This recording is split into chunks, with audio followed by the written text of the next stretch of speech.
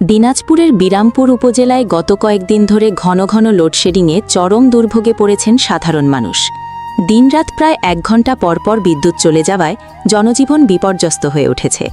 তীব্র গরমের মধ্যে বিদ্যুৎ বিভ্রাটের কারণে শিশু, বৃদ্ধ ও অসুস্থ ব্যক্তিরা সবচেয়ে বেশি কষ্ট ভোগ করছেন। 2026 এইচএসসি পরীক্ষার্থী বর্তমান সময়ে সবচেয়ে বড় যেটা সমস্যা বিদ্যুৎ বিভ্রাট। এই বিদ্যুৎ বিভ্রাটে ক্ষতিগ্রস্ত হচ্ছে বা জনজীবনটা অনেক ক্ষতিগ্রস্ত হচ্ছে। সামনে আমাদের এইচএসসি পরীক্ষা, প্রিপারেশনটা ভালোভাবে নিতে পারতেছি না এই বিদ্যুৎ না থাকার কারণে। দেখা যাচ্ছে যে আধা ঘন্টা বিদ্যুৎ থাকলেই 1.5 ঘন্টা বা 2 ঘন্টা বিদ্যুৎ থাকতেছে না। এতে করে আমাদের পড়াশোনার ব্যাঘাত ঘটতেছে, প্রিপারেশন ভালো করে নিতে পারতেছি না, যার ফলে দেখা যাচ্ছে যে আমাদের ফলাফলটাও আশানুরূপ হবে না। এই জন্য ঊর্ধ্বতন কর্তৃপক্ষের কাছে আকুল আবেদন জানাই, এই বিদ্যুৎ বিভ্রাট যে সমস্যাটা হচ্ছে এটা যেন দ্রুত সমাধান করা হয়। লোডশেডিংয়ের কারণে বাচ্চা কাচ্চা পড়াশোনা করতে পারছে না, যেটা সবচেয়ে বড় সমস্যা। বাচ্চা কাচ্চারা ঠিকমতো পড়াশোনা করতে পারছে না। এই পড়াশোনা না করার কারণে দেখা যাচ্ছে আমাদের এদের পরীক্ষা কেমনে কি দেবে, দিচ্ছে আবার 2 ঘন্টা পর নাই আবার আসতেছে, আবার নাই।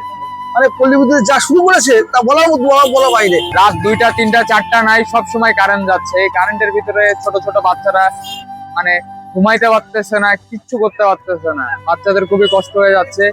এই চাইনিজের মধ্যে সব ইলেকট্রনিক মেশিন, যেগুলা ছাড়া আমাদের কাজ হয় না বিদ্যুৎ ছাড়া। এই 1 ঘন্টা পর পর কারেন্ট যাচ্ছে আবার আসতেছে, এরকম করলে তো আমাদের ব্যবসা আড়ালে উঠে যাবে, হচ্ছে না আমাদের ব্যবসা। বর্তমান পিটিভি পল্লী বিদ্যুতের কথা যদি বলি, তাহলে পিটিভি নিঃসন্দেহে অনেক ভালো ছিল। পিটিভিতে কারেন্টের এত সমস্যা হইতো না, এত দুর্নীতি হইতো না। ছোট ছোট বাচ্চাদেরকে নিয়ে কারেন্টের জ্বালা ভালো লাগতেছে না। স্থানীয় বাসিন্দারা জানান, নিরবচ্ছিন্ন বিদ্যুতের অভাবে ঘরের স্বাভাবিক কাজকর্ম ব্যাহত হচ্ছে। শিক্ষার্থীদের পড়াশোনা, ব্যবসা বাণিজ্য এবং দৈনন্দিন জীবনযাত্রায় নেতিবাচক প্রভাব পড়ছে।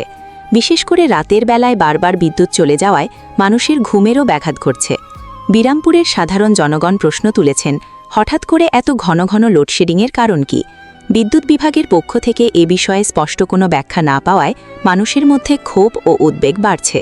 স্থানীয়দের দাবি, দ্রুত লোডশেডিংয়ের প্রকৃত কারণ জানিয়ে বিদ্যুৎ সরবরাহ স্বাভাবিক করতে সংশ্লিষ্ট কর্তৃপক্ষ কার্যকর ব্যবস্থা গ্রহণ করবে।